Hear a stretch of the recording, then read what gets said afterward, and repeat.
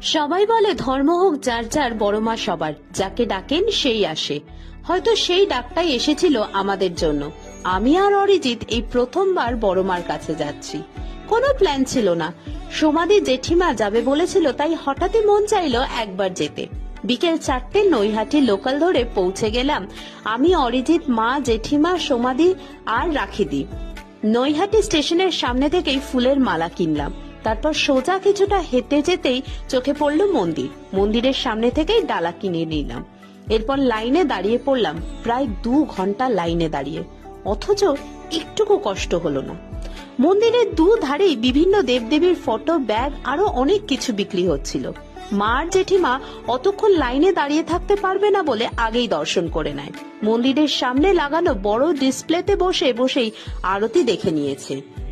তারপর এলো সেই মুহূর্ত, বড়মার সামনে প্রথমবার দাঁড়ানো। ভিড় ছিল, সময় খুব কম, কিন্তু কয়েক সেকেন্ডেই মনে হলো অনেক দিনের কথা না বলেও বলা হয়ে গেল। সব শেষে মনে ভরসা আর শান্তি নিয়ে আমরা বাড়ির পথে ফিরে এলাম।